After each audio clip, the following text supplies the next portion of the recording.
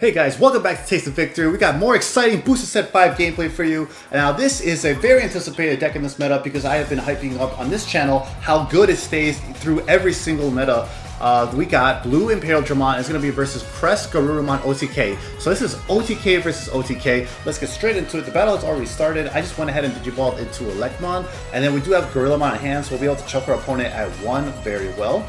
I was debating, you saw in the beginning, between going into Gabumon or Electmon, and there's a bunch of trade-offs because yes, Gabumon's on play lets you draw, keeping up your hand advantage, but that's really more of a bricky situation. I was debating, do I want to hold on to that for later, or do I want to have the utility of being able to possibly choke him back at 1 if he leaves me at 1 by playing a 2-cost in Electmon. Ultimately, I decided holding on to the draw for later would be more useful.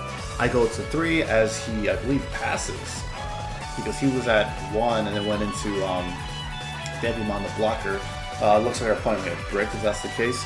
But yeah, I do draw off return. It's my turn. I go into Imperialdramon. So the strategy here for Imperialdramon doesn't change too much at all from its previous incarnations. It is still more or less an OTK deck in spirit. There's, at the time of Booster Set 1.0 to BT4, I don't think there's an actual way to truly OTK in 1 turn with 5 security. But you know, the aggression is there. The idea is there. Is the basic game plan of Imperialdramon decks, and it's pretty much the same. As you saw in the deck profile, you get Omni, the new advanced one, which lets you get an extra swing, which lets you close out a lot of games when your opponent was like so close to be able to just 1 turn away bring it back.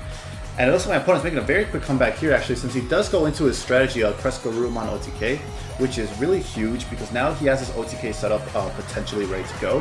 He does give me 3 memory though, because that starter deck CresGarurumon is 4 to Digivolve into, so that does let me swing with Imperialdramon, then Digivolve and restand with Imperialdramon. I swing next with Gabumon, and then that is deleted. I swing restand with Imperialdramon's effect.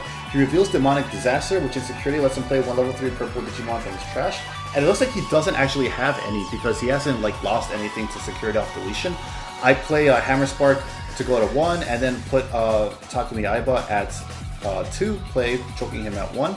He reveals Imperialdramon on first swing, so that does delete him because he has no inheritable boost, no DP boost, so at only 12k security, that threw away his only chance to be able to come back, unfortunately for them.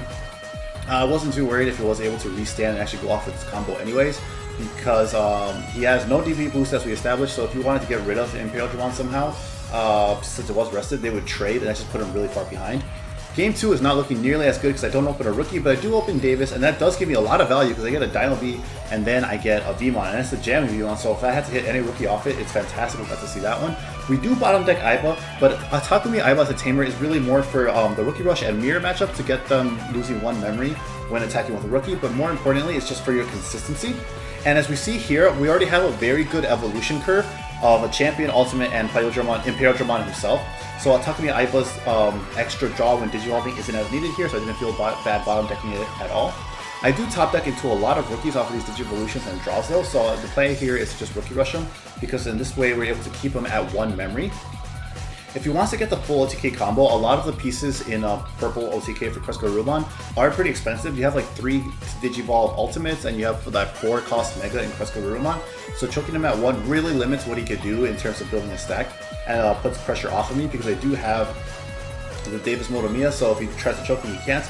I'll go to 3, so I'm in a really comfortable position right now. He instead uses Demonic Disaster to get rid of one of my rookies, which is certainly a good play, so he gets the chance of lethal slightly off the board. Unfortunately for him, I do have the jamming Vmon, so I do get the free swing and then restand into X Vmon, which I have in hand.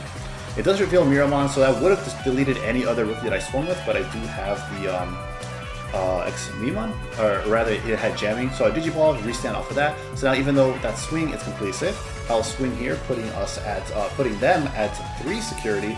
That does delete the Electmon since it revealed Blackboard Groundmon in security.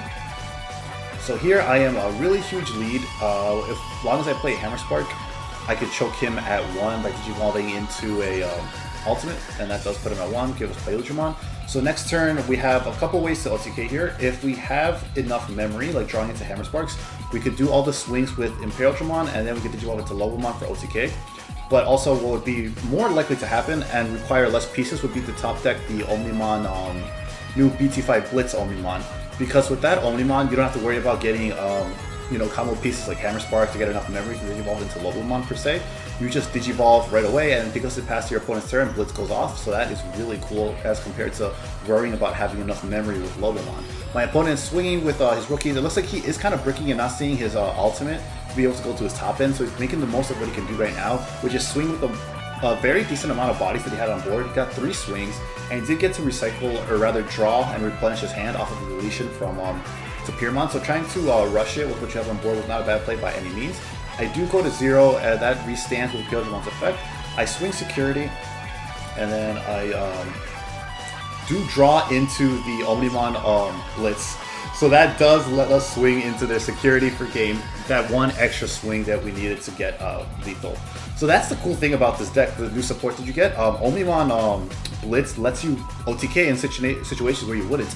It closes and steals out the game. Imperialdramon is super fast. I would say you could even probably afford to play a bit more recklessly, or rather aggressively is definitely the better word to use there, because you have options to follow up with it now. So yeah, it's very cool, still a very fun deck, very powerful. Takumi Aiba helps with consistency, Davis helps with consistency. Blitz helps close the game out when your opponent is always so close to victory if they'll just do one more turn. Really fun deck. I hope you guys enjoyed this fast duel, because it was 2 OTK decks versus each other. So it's just going to be a steamroll. OTK versus OTK really kind of come down to what you see in your draws a lot of time. So it's a quick duel. I hope you guys enjoyed it nonetheless. I hope this commentary was useful and helpful for you.